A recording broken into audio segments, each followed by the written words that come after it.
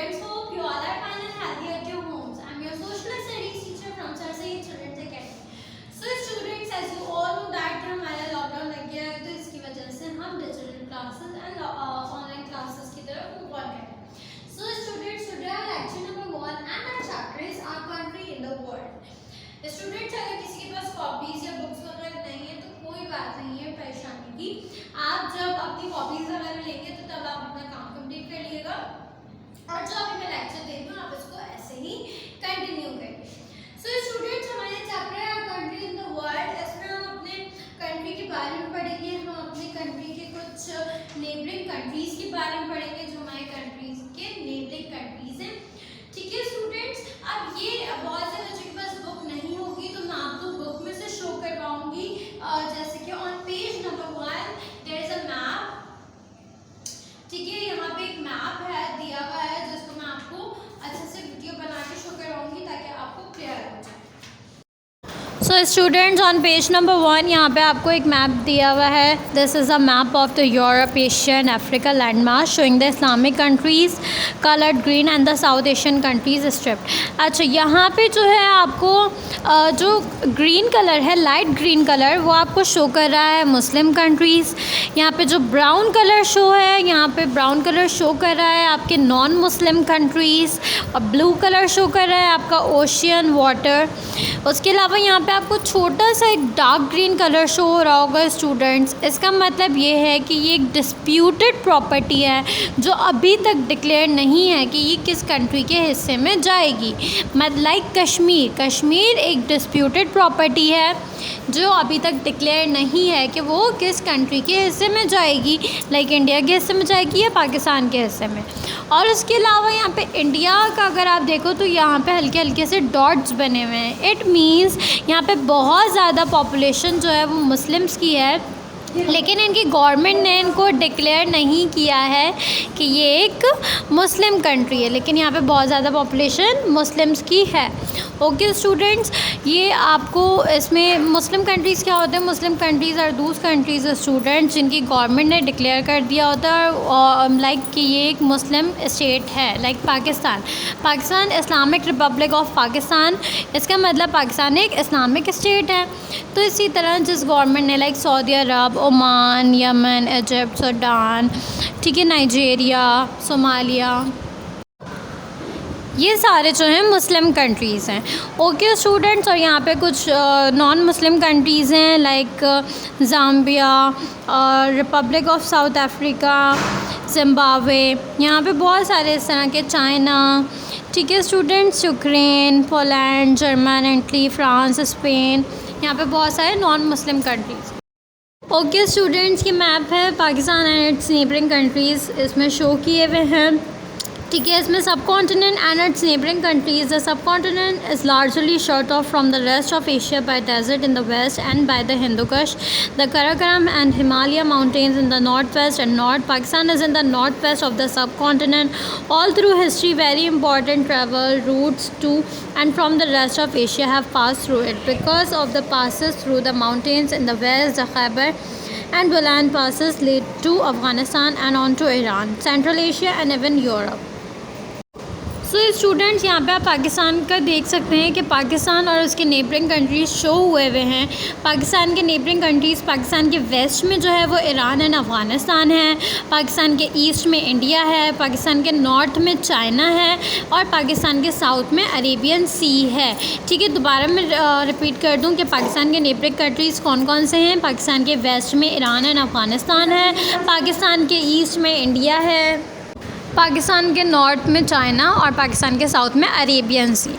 जो हमारे यहाँ पे एरिया है वो मैं आपको बता दूँ कि कितना एरिया हमारे साउथ एशियन कंट्रीज़ का. पाकिस्तान का जो एरिया है वो 796 किलोमीटर स्क्वायर है. ठीक है स्टूडेंट्स, इसी तरह इंडिया का एरिया है 3288 स्क्वायर किलोमीटर. मालदीव्स का है 0.3 स्क्वायर किलोमीटर. नेपाल का 147 स्क्वायर किलोमीटर. श्रीलंका का 66 स्क्वायर किलोमीटर. बांग्लादेश का 144 स्क्वायर किलोमीटर. भूटान का 47 स्क्वायर किलोमीटर एरिया है. मतलब कि कितने एरिया पे कवर हैं ये countries. On page number 2 students, ये एक और मैप है जो कि द साउथ एशियन कंट्रीज़, इसमें सारे साउथ एशियन कंट्रीज़ आपको शो किए हुए हैं, लाइक बांग्लादेश, इंडिया, पाकिस्तान, नेपाल, भूटान। ये सारे क्या हैं? साउथ एशियन कंट्रीज़ हैं, जिसमें श्रीलंका, मालदीव्स, ये सारे साउथ एशियन कंट्रीज़ हैं। ओके स्टूडेंट्स, ये रिलीफ मैप है। This is a relief map of the सब continent. A relief map shows usually by means of different colors the height of the land above sea level. It also shows rivers and lakes and other geographical features. You can see that the northern parts of the subcontinent are very high, up to almost 9,000 meters. Land below 300 meters is colored green, and this is usually the most fertile area because there is plenty of water for crops. Desert are also colored green because they are usually below 300 meters in height, but they have brown dots to show that they are of no use for farming. अच्छा, ये students relief map है। Relief map क्या होता है students? Relief map shows the height of mountains and the depth of ocean and sea. Relief map हमें height show करता है mountains की, हिल्स की, हमारे एरियाज़ की, हमारे लैंड की, कि कोई लैंड कितना हाइट पे है, कितना ऊंचाई पर है, ठीक है। और हमें डेप्थ शो करता है हमारे सी की, कि कोई सी कितनी डेप्थ में है, कितनी गहराई में है, ठीक है। इस मैप में आपको जो है यहाँ पे जो ग्रीन पार्ट नज़र आ रहा है, ये फर्टाइल पार्ट है। ग्रीन पार्ट पर थोड़े से डॉट्स हैं। इसका मतलब ये है स्टूडेंट्स कि ये जो डॉट्स वाला एरिया है, ये डेजर्ट एरिया है जो कि बिल्कुल यूज़ का नहीं है। ओके, जो एरियाज़ 300 मीटर से बिलो हैं, मतलब कि 300 मीटर से कम है, उनका कलर ग्रीन है। उसके अलावा जो हमारा मेन रिवर हैं, जो हमारे 2 ग्रेट सिस्टम हैं, वो है इंडस एंड गैंगस रिवर, ठीक है, जिसका ज़्यादातर हमारे सब कॉन्टिनेंट में जहाँ से वाटर आता है, इन 2 रिवर से आता है, ठीक है। River Ganges is the most fertile part of India. The land is low lying and there is plenty of water for irrigation.